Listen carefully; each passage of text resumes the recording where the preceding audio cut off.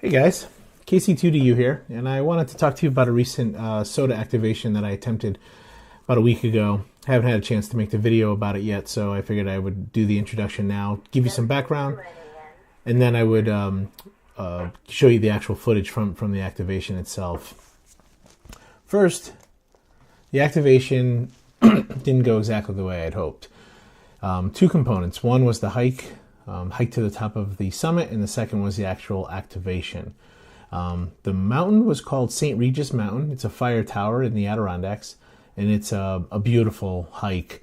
It's a little steep in sections, basically the last half mile, but overall it's about a 6.9 mile hike in and out. It's fairly level, but with a very steep half mile section. The total height of the peak is about 2,800 feet, and its change in altitude is about, I think, 1,300 feet, give or take.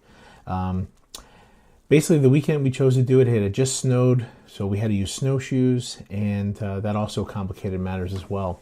Anyway, there's four things I wanted to share about this trip, why it was not successful, and then I'll show you some of the footage because it's kind of fun. First was time. The amount of time it took us to hike was much longer than what I expected or planned. Basically, a 3.5 mile hike would take me about an hour and 20 minutes with my wife normally. And this time it took us about 3 hours, over 3 hours. And so I didn't plan for that. So when we finally got to the top, to the summit, it was great, but we didn't have a lot of time because we also got a little bit of a late start later than we wanted to in the morning. And therefore we were going to run out of daylight, and we were not planning on staying overnight. Didn't have any of the facilities to stay overnight. So time. I didn't estimate how much time it would take. Going forward, I'm going to have to start adding a lot more time to my trip. The second thing was the weight of my bag. You know, I decided to use my buddy pole system, and I thought that was going to be a good antenna to use. I had tested it out with my Yaesu 817. I was getting great results with it, very low SWR, and I was very excited. I figured, I'm going to do really well on the summit with this thing. And yes, once I finally got it to the summit and got it set up, I could receive all over the place.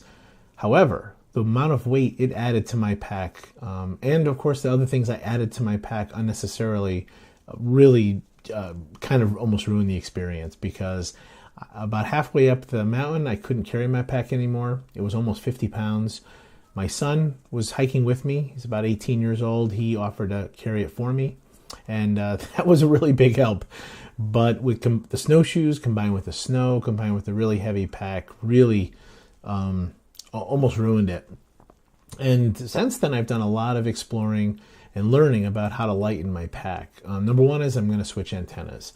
I just ordered a pack antenna. It's a very lightweight portable antenna that everybody seems to get really great results with. So I'm going to try that.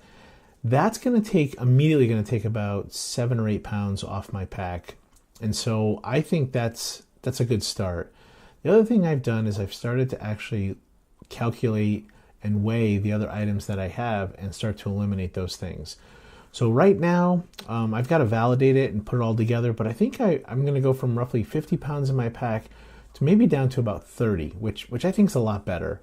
But we'll see. Okay, but management of the weight of the pack, I think, was another lesson that I learned that was pretty hard to deal with while I was on the trail. The next thing is preparation once you get up to the summit. So I've been running ham radio for a while. I'm really good at it. I've run inside my house. I've run portable. I've run field day. But I've never done a Summits on the Air activation, and I never thought about how difficult it would be. So we get to the top of the summit, and the wind's blowing high. It's all rocky. There's snow on the ground, and now I've got to get everything set up. So first thing we did was have some lunch. We were really hungry, so we made some lunch, a couple of Mountain House meals with some boiling water.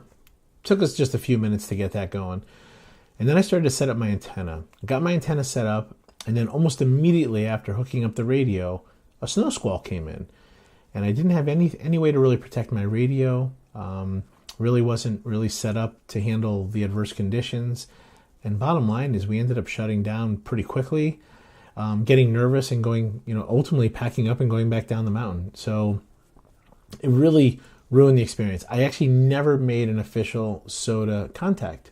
I was able to use my HT and check into a local repeater.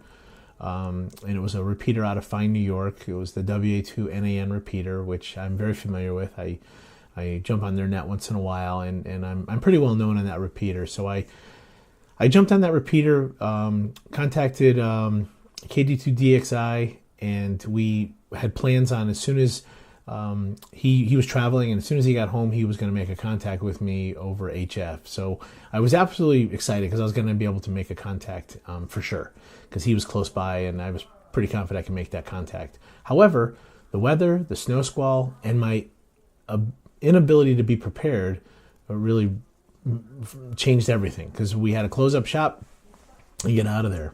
And I never once made an official SOTA contact, so I was really, really bummed about that.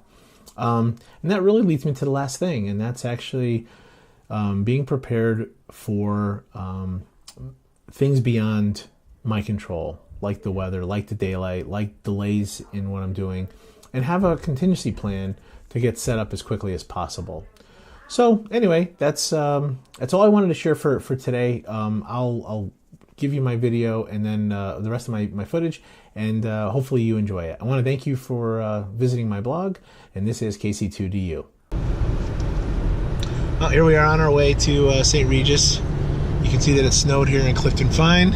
That's the golf course. And going to do our first SOTA activation, hopefully. I don't know, we'll see. I gotta take these turns a little slower, I think.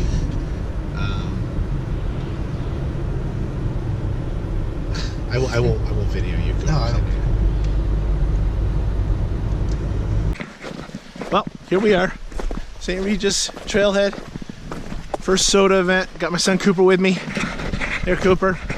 Oh, let's do it again.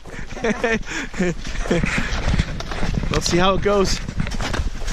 I got like an 800-pound pack on.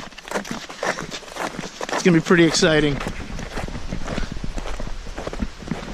Got some beautiful river here on the side.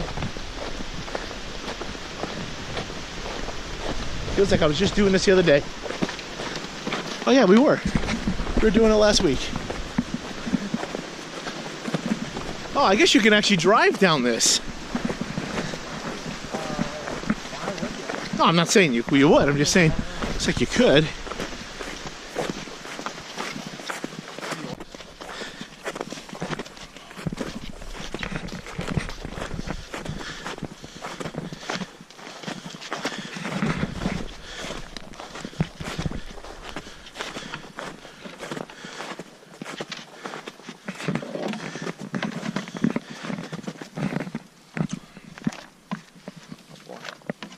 Wow, a lot of people here, huh?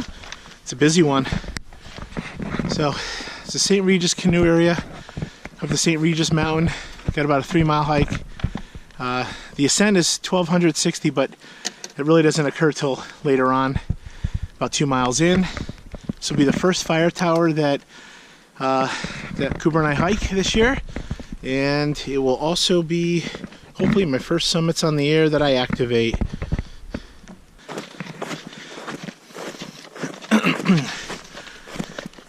So we just started on the trail.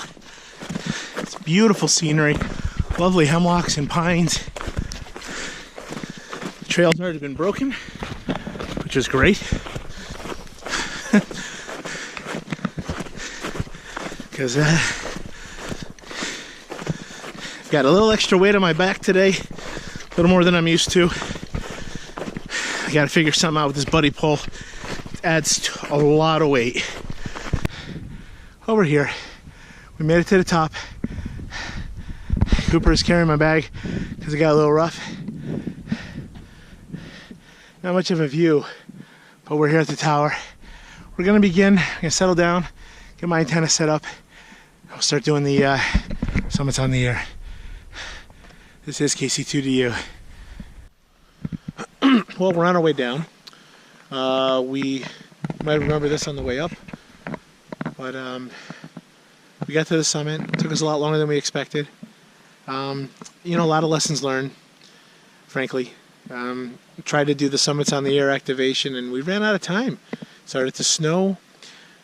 Just was not a good experience. So we ate lunch, made some nice Mountain House meals. Cooper had one for the first time. He really liked it. It was actually pretty good. He's got to stop wearing that Champlain hat because he's going to UB. But that's the way it is. So there's a lot of lessons learned today. I'll talk more about it later when I get home.